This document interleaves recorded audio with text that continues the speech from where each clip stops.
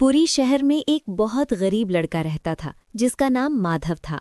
उसके पास ना अच्छे कपड़े थे, ना खाने के लिए भरपेट खाना, लेकिन उसके दिल में भगवान जगन्नाथ के लिए सच्ची भक्ति थी।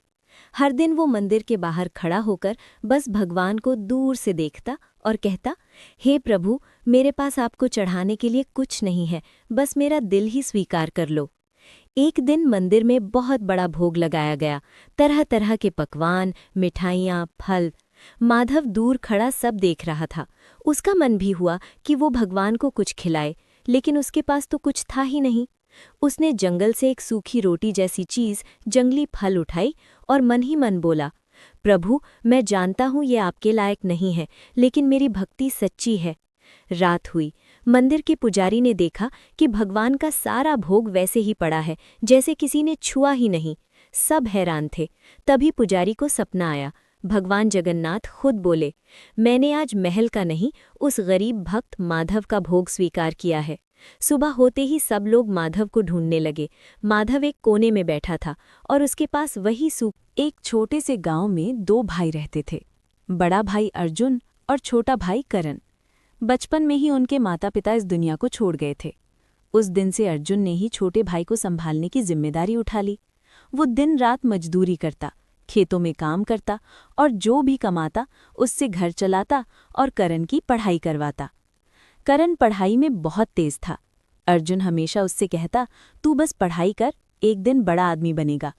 कई बार ऐसा होता कि घर में खाने के लिए बहुत कम होता, लेकिन अर्जुन खुद भूखा रहकर भी करण को खिलाता। धीरे धीरे समय बीता और करण पढ़ लिखकर शहर में नौकरी करने लगा।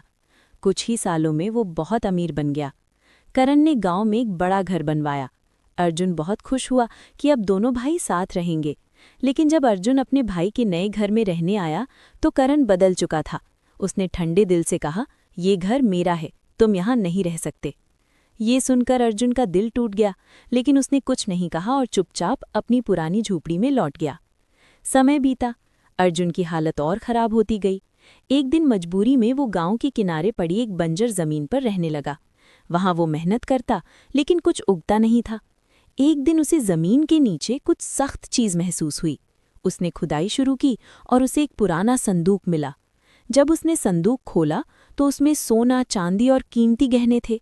अर्जुन हैरान रह गया, लेकिन उसके मन में सबसे पहले अपने भाई करण का ख्याल आया। उसने सोचा, जो भी हो वो मेरा भाई है, उसका भी हक है। अगले दिन अर्जुन ने करण को बुलाया और आधा खजाना उसे दे दिया। करण ये देखकर हैरान रह गया, लेकिन उसके मन में फिर लालच आ गया। वो सारा पैसा लेकर शहर गया और जल्दी अमीर बनने के लालच में गलत लोगों के चक्कर में फंस गया। कुछ ही समय में उसका सारा पैसा डूब गया। अब करण के पास कुछ भी नहीं बचा। उसे अपनी गलती का एहसास हुआ। वो गांव लौटा और रोते हुए अर्जुन के पास गया।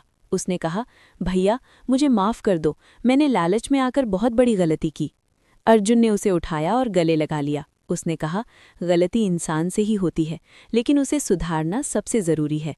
उस दिन के बाद दोनों भाई फिर से साथ रहने लगे। करण ने मेहनत करना सीखा और अर्जुन ने उसे फिर से संभाल लिया। गांव के लोग कहते थे, लालच इंसान को गिरा देता है, लेकिन प्यार और माफ़ी उसे फिर से खड़ा कर देते हैं।